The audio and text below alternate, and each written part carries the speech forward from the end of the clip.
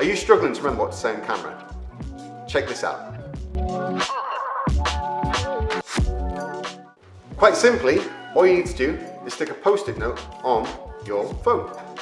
Like this, bullet points on the top that will allow you to remember what you need to say. The trick with this method is to literally bullet point the things that you want to include. So it's going to be your hook, it's going to be your main message, and it's going to be your call to action. 3 simple things that you need to include within any video that you create.